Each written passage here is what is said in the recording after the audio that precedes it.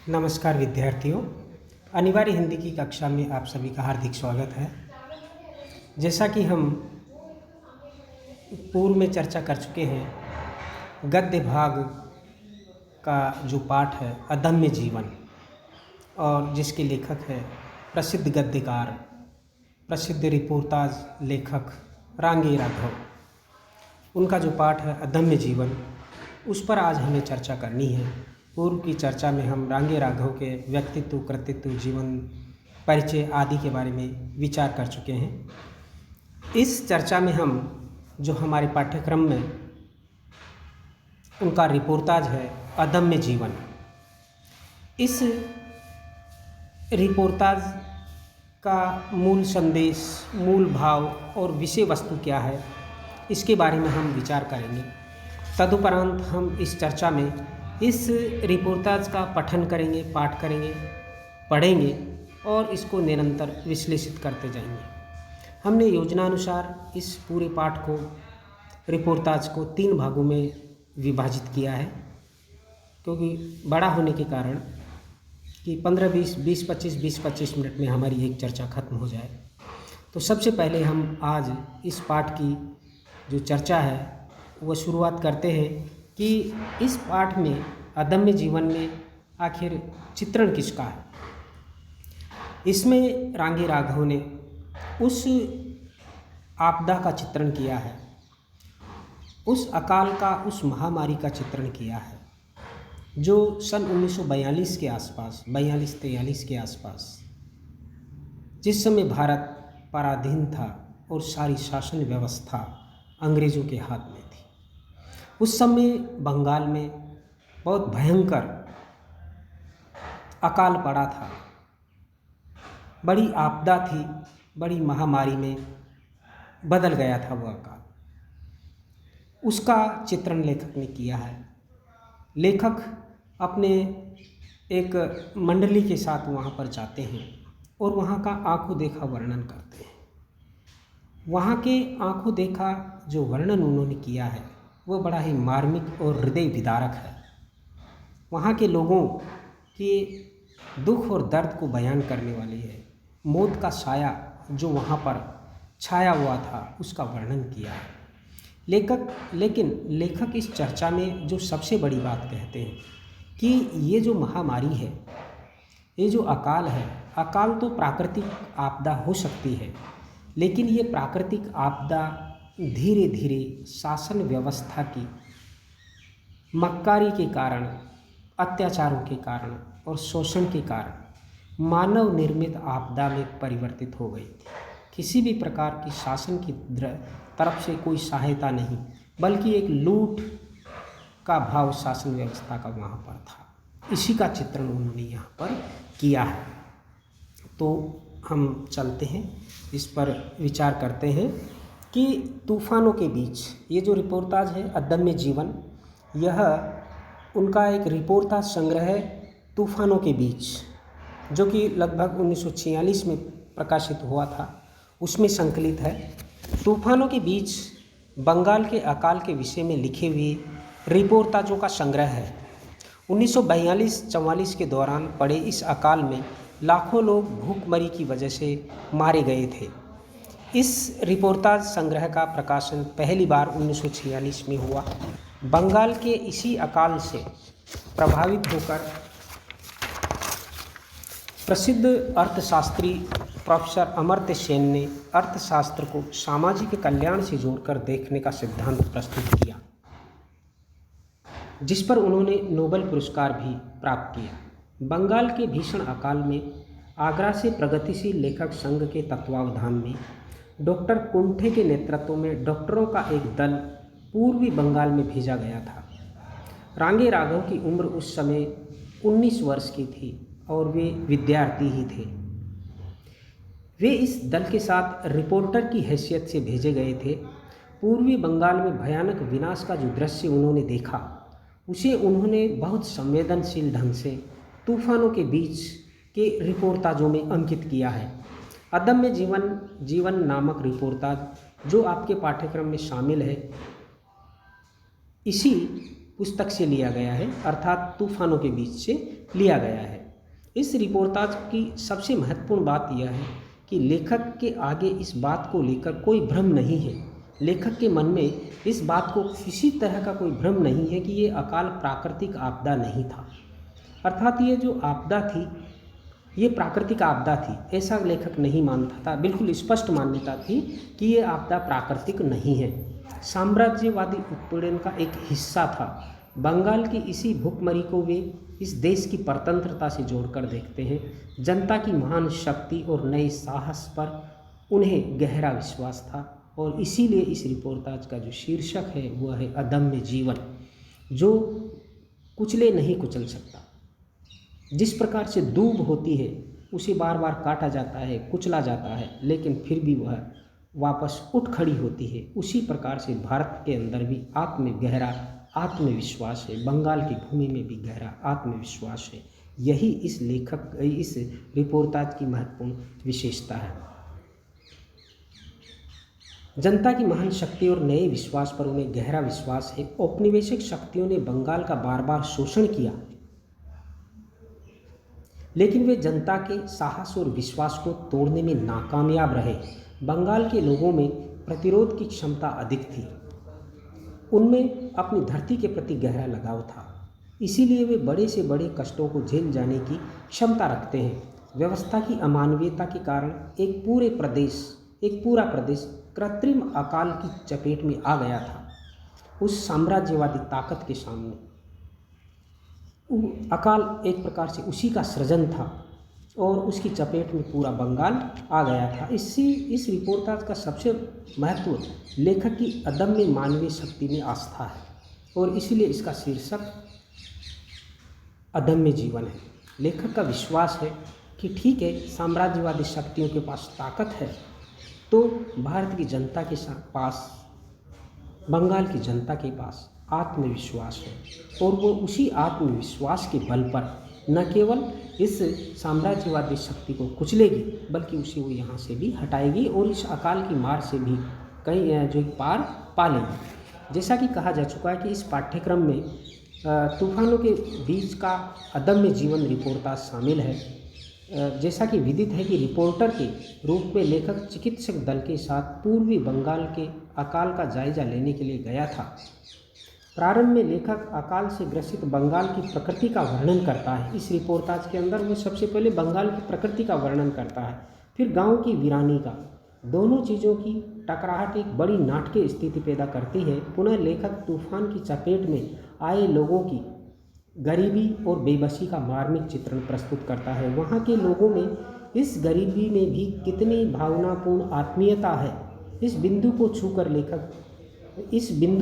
छूकर लेखक हृदय छू लेता है। लेखक वहाँ के निवासियों के रहन सहन और अकाल के कारण उनमें आए परिवर्तन का लेखा जोखा लेता है, प्रस्तुत करता है।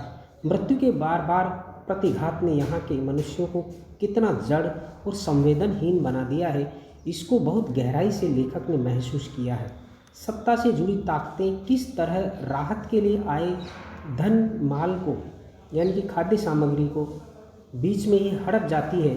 लेखक ने इसका भी वर्णन बड़े मार्मिक और सच्चाई के साथ प्रस्तुत किया है। साक्षात लोगों से पूछ करके किया है, लोगों से साक्षात्कार लेकर के किया है। इन भयावह अमानवीय स्थितियों के बीच भी अपनी मनुष्यता को बचाए रखने की कोशिश करते वे लोग लेखक को ये कहने के लिए मजबूर करते हैं कि मानवता जीवित रहना चाहती है, उसे कोई मिटा नहीं सकता। रांगे राघव के इस रिपोर्टाज की सबसे बड़ी शक्ति उसकी भाषा है। यह संवेदना की भाषा है। बंगाल के लोगों के दुख और अभाव को लेखक ने आत्मीय संवेदना के साथ प्रस्तुत किया है। यथार्थ की शक्ति ने भाषा में कहीं कहीं व्यंग्य पैदा किया है। भाषा में आक्रोश का स्वर भी सुनाई पड़ता है। लेखक ने छोटी छोटी घटनाओं के वातावरण में अपने अंतर्वेगों द्वारा पाठकों को प्रभावित किया है। इस रिपोर्टाज की शैली फिल्म कला से प्रभावित है। वे हमारे सामने एक के बाद दूसरा दृश्य प्रस्तुत करता है, बिल्कुल गत्यात्मक दृश्य प्रस्तुत करता है। कभी लॉन्ग शॉट से, तो कभी मिड शॉट से, तो कभी क्लोजअप के रूप में। एक दृश्य दूसरे दृश्य में डिजॉल्व होता है, तो कभी फेड और फेड आउट का प्रयोग किया गया है। इस शैली ने उनके रिपोर्टाज को जीवंत और गतिशील बना दिया है और शिल्प की दृष्टि से वह उत्कृष्ट रचना के रूप में हमारे सामने प्रस्तुत होती है। तो कहने का तात्पर्य यह कि रिपोर्टाज के अंदर, इस रिपोर्टाज के अंदर लेखक ने जो सफलता प्राप्त की है वह एक प्रकार से देखने योग्य है। आगे देखिए, अदम्य जीवन जो रिपोर्टाज है उसके संदर्भ में हम संक्षेप में आपको थोड़ा सा और भी टेक्स्ट जो मटेरियल है आपके सामने प्रस्तुत कर रहे हैं, जो आपके गद्य पुस्तक में भी दिया गया है, उसे भी आप पढ़ सकते हैं। अदम्य जीवन रांगे राघव का एक रोचक रिपोर्टाज है। इसमें रोचक शब्दावली और प्रेरक शैली का प्रयोग करते हुए जीवन की अगम्यता, यहाँ पर अगम्यता को आप ठीक कर लें, ये अगम्यता नहीं अदम्यता है की ओर संकेत किया गया है कि अदम्यता का मतलब जो दब और कुचला नहीं जा सकता, जो बार बार कुचलते हुए भी जीवित होकर के जीवन के लिए उठ खड़ा हो। लेखक अपने मित्र भट्टाचार्य के साथ एक गांव में जाता है और एक बुजुर्ग से बातचीत करता है। बातचीत के दौरान पता लगता है कि जीवन अकालग्रस्त है और मानवता के ऊपर पीड़ा की छाया मंडरा रही है। पूरे गांव में कब्रें ही कब्रें हैं। लेखक इस गांव का नाम क्या है? सिद्धिरगंज, जो बंगाल का एक गांव है। उस गांव का जायजा लेने के लिए लेखक अपने मित्र भट्टाचार्य के साथ जाता है और वहाँ जिस गांव में जाता है, सिद्धिरगंज गांव में जाता है, तो वहाँ गांव में कब्रें ही कब्रें दिखाई देती हैं, क्योंकि अकाल के कारण मृत्यु का साया पूरे गांव पर आच्छादित है। क्योंकि अकाल गांव के लोगों को लील गया, मुसलमान कब्रों में दफना दिए गए और हिंदू नदी में बहा दिए गए। हालात ये हुई कि एक ही कब्र में कई कई लाशों को दफना दिया गया। इससे दयनीय स्थिति और क्या हो सकती है कि मुर्दों को बिना कफन के दफनाया गया। कफन कहाँ से लाते? महंगाई बढ़ गई, सरकार के द्वारा महंगाई बढ़ा दी गई, महंगाई को नियंत्रित नहीं किया गया, कालाबाजारी की गई। जो इलाका ढाके की मलमल के लिए प्रसिद्ध था, अर्थात जहाँ पर कपड़े बुना, जो लोग कपड़े बुनते थे उन्हें जीवन की आखिरी सांस में, जीवन जो कि मरने के बाद उन्हें कफन तक नसीब नहीं हुआ। साम्राज्यवादी ताकत का ऐसा अमानवीय दृश्य जो कि देखा नहीं जा सकता। कफन कहाँ से लाते? महंगाई बढ़ गई। जो इलाके ढाके का मलमल के लिए, ढाके की मलमल के लिए प्रसिद्ध था, उसके सारे धंधे उजड़ गए। अकाल जन्य मृत्यु के तांडव ने मनुष्य के जीवन को निरुपाय बना डाला, किंतु मनुष्य की जिजीविषा कभी पराजित नहीं होती। जिजीविषा का अर्थ जीने की भावना, जीने की उत्कट इच्छा। समस्याएं कितनी भी आए, लेकिन अगर व्यक्ति के अंदर ये जिजीविषा है, जीवन की उत्कट लालसा है, तो वह हर चीज़ को पराजित कर देता है, हर चीज़ को जो कि पार कर लेता है। वह सारी मुसीबतों को सहन कर फिर जीवन को रोमांच से भर देती है। जिस व्यक्ति के अंदर वो जिजीविषा, जिस समाज के अंदर, जिस वर्ग के अंदर, जिस प्रदेश में, जिस देश में ये होती है। सिद्धिरगंज ने अकाल की मार सही, धन जन की हानि भी सही,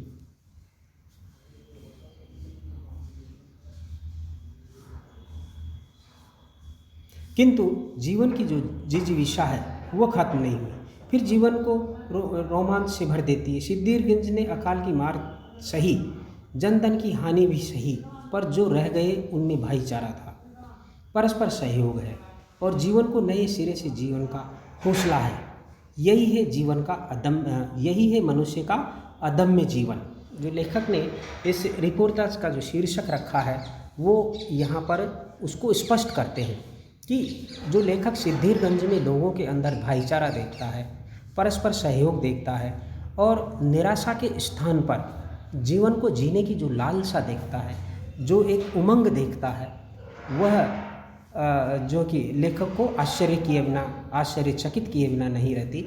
और इसीलिए कहते हैं कि इसी को कहते हैं मनुष्य का अदम्य जीवन, जिसको कुचला नहीं जा सकता, जिसको मिटाया नहीं जा सकता। लेखक द्वारा वहाँ की जिंदगी, वहाँ के रहन सहन, जीवन क्रम और लोगों के काम करने की प्रणाली का वर्णन कारुणिक शब्दावली में किया है। लेखक ने यह निष्कर्ष दिया है कि जहाँ भूख और बीमारियों से लड़कर भी मनुष्य के बालकों में क्रांति को चिरजीवी रखने का अपराजित साहस है, वो राष्ट्र कभी भी नहीं मिट सकता। लेखक का भारत के संदर्भ में ये संकेत है। वास्तव में संघर्ष ही जीवन है और हिंदुस्तान के लोग कितने ही कष्ट क्यों न पाएं, इस संघर्ष और अदम्य साहस को कभी भी नहीं छोड़ सकते। इसमें लेखक ने भारतीय स्वतंत्रता से पूर्व के अकालग्रस्त बंगाल के गांव की पीड़ित स्थितियों का जो कि बहुत मार्मिक चित्रण किया गया है।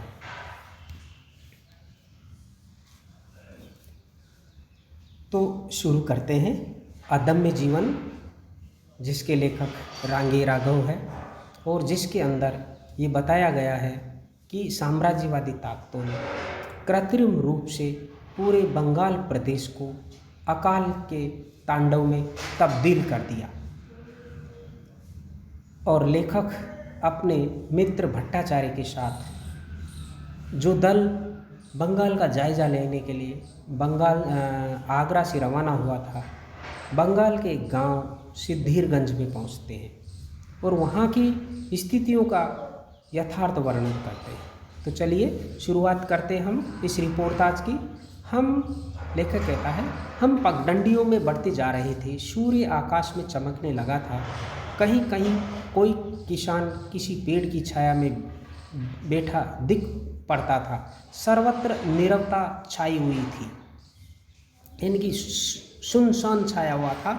आकाश में बादल तैर रहे थे, जिन्हें देखकर खेतों से एक सौंधी सी उमंग उठती थी। दूर हरियाली की लहर तेज चलती हवा की तरंगों पर गूंज सी उठती थी। हरी भरी पृथ्वी पर कभी कभी बादलों के छा जाने से कहीं धूप और कहीं छाया बरबस हृदय को अपनी ओर आकर्षित कर लेती थी। किंतु मेरे साथी को जैसे इन सब बातों में कोई दिलचस्पी नहीं थी। बायां हाथ उठाकर वह कह रहा था, वही है सिद्धिरगंज, देख रहे हैं न, वो ताड़ का पेड़ है। दूर लगभग मील भर की दूरी पर कालनेमी की तरह खड़ा है वो लंबा ताड़ का पेड़। जैसे जैसे हम उस पेड़ की तरफ बढ़ रहे थे, आकाश के बादल लहरों की तरह उस पर केंद्राकार आकार आकर फैल जाते थे। वर्षों से ताड़ का पेड़ वह इसी तरह खड़ा है और वर्षों से उसके हिलते पत्तों ने बादलों की मुरमुर ध्वनि सुनी है, किंतु आज उसकी छाया में मनुष्य विक्षुब्ध है, दुखी है, व्यथित है। मेरा साथी चुपचाप बढ़ा चला आ रहा था। एकाएक वह ठिठक कर खड़ा हो गया, एकदम सहम कर खड़ा हो गया। मैं उसके पीछे था। मैंने उसका कंधा पकड़कर कहा, भट्टाचार्य जी, क्या हुआ? उस व्यक्ति लेखक के साथ में जो मित्र था उसका नाम क्या था? भट्टाचार्य। तो उसने कहा, भट्टाचार्य जी क्या हुआ? कुछ नहीं, गांव आ गया। क्योंकि भट्टाचार्य जी जानते थे कि आगे गांव का दृश्य क्या है। मृत्यु का साया, चारों तरफ कब्रें ही कब्रें, लाशें ही लाशें। कुछ नहीं, गांव आ गया। गांव पर यहाँ तो कोई बस्ती शुरू ही नहीं हुई। साथी की आंखों में निराश मुस्कुराहट कांप उठी। नहीं, क्यों कहते हैं आप? वह देखिए वह, और उसने अपना हाथ सामने की ओर उठा दिया। मिट्टी का एक छोटा सा डूह घास में से अपना अनगढ़ सिर निकाले चुपचाप पड़ा था। मैं समझ नहीं सका कि क्या यही गांव है। मैंने कहा, यह तो मिट्टी का एक डूह मात्र है, मिट्टी का ढेर मात्र है। इस गांव की यही तारीफ है, अर्थात इस गांव की यही विशेषता है। आदमी मिलने से पहले यहाँ पर कब्रें शुरू हो जाती हैं। मैंने देखा, वह सचमुच कब्र थी, कच्ची मिट्टी, सिर पर कोई साया नहीं, चारों तरफ कोई घेरा नहीं। हम लोग बढ़ चले। प्रतीक्षा की सी नीरवता में प्राय हर 5-10 कदम पर एक न एक कब्र थी। मेरा हृदय कांप उठा। सामने एक टूटा घर था, भग्न विध्वस्त, मानो तूफान में उसका वैभव नष्ट हो गया हो। यह लेखक एक प्रकार से बंगाल की जो बदहाली, गरीबी, दरिद्रता और विनाश का दृश्य है कि गांव गांव जैसा नहीं लगता, घर घर जैसा नहीं लगता। और उसके सामने केले के पेड़ों की शीतल और मनोरम छाया में 14 कब्रें आंखें मूंदे पड़ी थी। एक लड़का जो वहाँ बैठे एक आम की गुठली का सब कुछ खा जाने में लगा था और अपने आप चिल्ला उठा, बाबू एक एक में दो दो तीन तीन है, अर्थात एक ही कब्र में दो दो तीन तीन आदमियों को दफनाया गया है, एक एक में दो दो तीन तीन। और वह फिर गुठली को मुंह मारने लगा। भट्टाचार्य जी पेड़ों की घनी छाया में एक पेड़ से सटकर खड़े विश्राम कर रहे थे। वे कहने लगे, बाहर से तुम्हारी तरह ही बहुत से लोग आते हैं। हम चाहते हैं कि तुम यहाँ की एक एक कब्र से बात करो और हिंदुस्तान के कोने कोने तक उस बात को फैलाओ कि अंग्रेज़ों ने यहाँ पर किस प्रकार से कृत्रिम अकाल फैला रखा है, अपनी अव्यवस्था के बल पर, अपने शोषण के बल पर। कोने कोने में जाकर कहो कि जिस ढाके की मलमल एक दिन शहंशाह पहनते थे, आज वहाँ जुलाहे चूहों की तरह मर रहे हैं। बोलो, सुना सकोगे संसार को ये सच? छोटी छोटी पगडंडियों से होता हुआ यह स्वर कब्रों से टकराकर गूंज उठा और मानो कब्रों से आवाज़ आने लगी। 14 कब्रें आंखों के सामने एक बारगी, उनमें सोए कंकाल तड़प उठे और नाच उठे, यातना से व्याकुल, भूख से तड़प तड़प कर मरते हुए प्राणियों के चित्र। राह में एक वृद्ध अपनी चटाई पर बैठा करगा चला रहा था। हम लोग उसी के पास जाकर रुक गए। वृद्ध ने हमारी ओर दृष्टि उठाई। भट्टाचार्य जी ने कहा, दादा आगरा से आए हैं यहाँ का हाल जानने के लिए। जियो बेटा जियो, वृद्ध कहता है। जियो बेटा जियो, वृद्ध ने गदगद स्वर में कहा। ये आगरा कहाँ है? हिंदुस्तान में, प्रश्नात्मक मुद्रा में पूछता है वो वृद्ध। हिंदुस्तान से आए हो? आओ बैठो बेटा आओ। उसने चटाई की ओर इशारा किया। हम लोग बैठ गए। वृद्ध कहने लगा, जो देखने लायक था वो तो खत्म हो गया, मगर तुम आए हो तो देखो आगे जाने क्या हो। वह क्षण भर चिंतित सा दिखाई दिया, फिर भी एकाएक स्वर बदलकर उसने कहा, तुम हमारे मेहमान हो भैया, आराम से बैठो जरा, हम भूखे हैं, मगर तुमने जो इतना कष्ट किया है किस लिए? हमें अपना समझकर ही न? फिर तुम समझते हो, हमें इसका ज्ञान नहीं। अर्थात हम चाहे कितनी भी पीड़ा में हैं, लेकिन आप दूर से केवल हमें देखने के लिए, यहाँ के इस दृश्य को देखने के लिए आए हो, तो क्या हम आपको मेहमान न समझेंगे? आपकी खातिरदारी नहीं करेंगे? बिल्कुल करेंगे। यही है जीवटता। मैं चुपचाप बैठा रहा। भट्टाचार्य जी कहने लगे, दादा कष्ट वष्ट की बात छोड़ो, इन्हें इस गांव के कुछ हालचाल बताओ। वृद्ध एक क्षण चुप रहा, फिर बोला, हालचाल? वह देखो। और उसने एक कब्र की ओर इशारा किया और कहता गया, सिद्धिरगंज के हालचाल सुनना चाहते हो? 1 2 3 गांव के एक छोर से दूसरे छोर तक गिनते चले जाओ। कसम है, अगर तुम किसी को हाय हाय करते पाओ। नहीं, आज कुछ नहीं था। एक दिन जब गांव में रात दिन रोने कराहने के सिवा और कुछ भी सुनाई नहीं देता था, मगर अब तो वह सब कुछ नहीं। अर्थात लोग दुख के आदी हो गए हैं और इस दुखी अवस्था में ही जीने का साहस कर रहे हैं। वास्तव में हमें कोई भी रोता नहीं दिखा। सब मानो अपने अपने काम में लगे थे। मैंने देखा डॉक्टर चुपचाप घरों की ओर देख रहा है। बांस के सुंदर सुंदर झोंपड़े, सदियों से बंगाल हम लोगों पर बार बार बाहरी हमले होते रहे। सदियों से बंगाल हम लोगों पर बार बार बाहरी हमले होते रहे, मगर आक्रमणकारी कभी भी यहाँ की सस्य श्यामला पवित्र भूमि को नहीं रौंद सके। यहाँ मनुष्य को इतना समय मिल चुका था कि वह बैठकर आराम से इतने सुंदर और स्वच्छ घर बना सकता, और आज वही घर निर्जनता की अर्गला लगाए मूक खड़े हैं। अर्थात निर्जनता है, उदासी है। अकाल ने उन पर अपनी जो विभत्स छाया डाली थी, उसका धुंधलका अभी तक मानो कोनों में छिपा बैठा था।